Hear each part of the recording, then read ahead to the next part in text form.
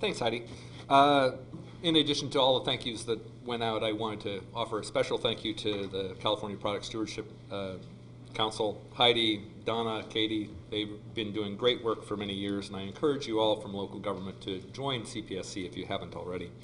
And they have a wonderful board of directors, and I'm not just saying that because my boss is on the board. But he might be listening, so. I want to share with you a story starting off at our transfer station. The guys came in to open up the station, and what did they find? They found a man there who was right by the sharps container, and he had stuffed a whole bunch of sharps into his t-shirt with the idea that he was trying to take the sharps. He saw the guys coming. He didn't want to be caught, so he stuffed them into his t-shirt and tried to run away. Thankfully, they caught him, and he didn't get away with the sharps, but that's the kind of thing that happens, and I think I wanted to highlight it's a health and safety concern to everybody.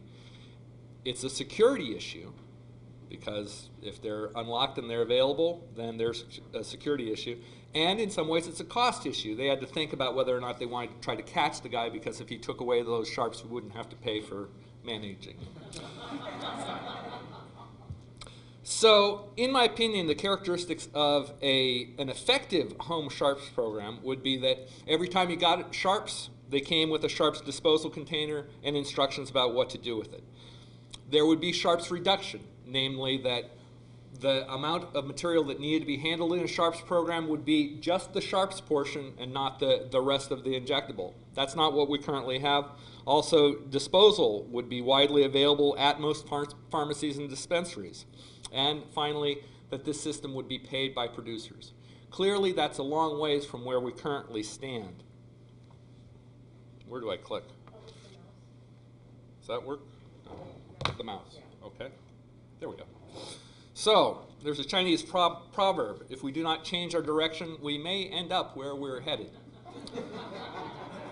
And unfortunately, at this point in time, we're headed in a direction where local governments and affiliated responsible government agencies are taking responsibility for these sharps, when in fact we have no control over this. We don't design the sharps, we don't sell the sharps, we largely don't distribute the sharps. And yet, I encourage you to recognize that's where we live today, because most of you who are running sharps programs probably still get sharps in coffee cans and other things, because that was an effective outreach that we had done before, and unfortunately that outreach still continues. Even in those communities where we want everybody to be using the FDA-approved containers, they're still bringing them to them in coffee cans. And so I encourage you to remember this as we build momentum for programs moving forward.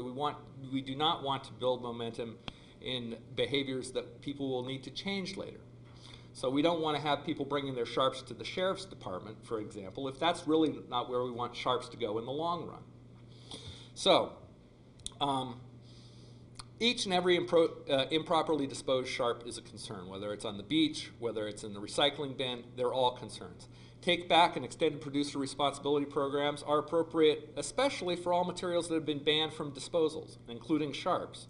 Now, these approaches in general are more efficient and cost effective, and we have data to support that, and include important feedback loops to producers to reduce the hazards and improve recovery of their product. So we've been working on a grant with CPSC for a few years now, and this is the fourth of our workshops. But we were hoping to establish a local pilot program to take back sharps. Oops, hello. And this is what we found. So we did an introductory letter to 200 sharps producers, retailers, and distributors. We got one call. Let me go over that again. 200 letters out to sharps producers, retailers, and distributors. If you missed that number, that was one response back. We did a follow-up letter to local businesses that use or distribute sharps in potential take-back locations.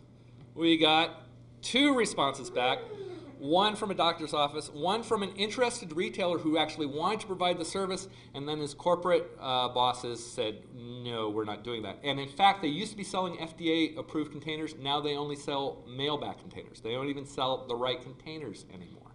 Thank you, Walgreens. And 0 interest in voluntary take-back.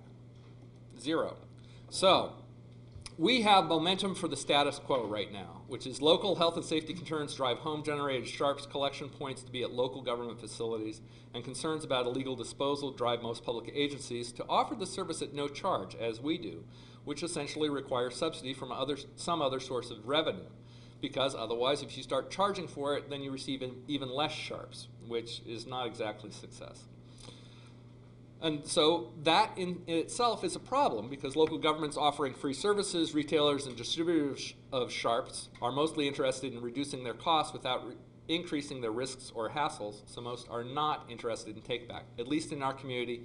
And our community is pretty small, so a lot of you, I know in the audience, work with larger communities, so just to give you an idea, we have 30,000 people in 1,000 square miles. So our county is about the same size as Sacramento County, and there are fewer residents in my county than there are employees for the city of Los Angeles. So what we found out from this is essentially sharps producers not are reluctant, but have refused thus far to share in the collection costs of managing sharps. So lacking support from producers or retailers to establish take-back programs, as we see it, we essentially only have 4 options. You can run with the ball even if you go backwards, meaning local government takes responsibility for sharps management, and establish costly, and I would point out largely ineffective programs. And the reason why I say largely ineffective is that I don't think we're collecting even close to 50% of the sharps. And if we're not, then most of them are going in the wrong place. That's an ineffective program. If we're really serious about this being a concern, and we are, then we need to establish a program that at least gets upwards of 80+%, and that needs to be integral to the program design. We can drop the ball. Some folks have suggested that this is not a local government responsibility, and it's not one that we really should take on, because if we backed away from this responsibility and people saw more sharps in the wrong places, then there might be more pressure in the folks who are selling and distributing sharps to actually take responsibility for that which they profit from. But that's not, I don't think, it's hard to advocate that because there is a serious health and safety concern. So the other options we're working on are following the fine example of Bill Worrell, who will talk later, from San Luis Obispo, but essentially a local mandate by ordinance or a statewide mandate by legislation. And part of this grant program, because this is our conclusion, is going to be developing model ordinances. So if you continue to look at CPSC's website, soon you will find model ordinances that you can bring to your local governments for mandated take-back. I recommend you do this. At least look over those ordinances and consider whether or not they would be right for your community. So what we hope for today here is that we underscore the importance of prompt action on this problem, because it's a health and safety concern, it's a big one, it's not going away, and we're building momentum for the systems of the future for managing sharps, and we want to build that in a way that we don't have to try to undo later. We want to learn from each other, we want to form new partnerships to increase sharp recovery, and we want to build momentum for sharps take back here in California. So thanks very much for coming. I look forward to hearing from all of you. Welcome.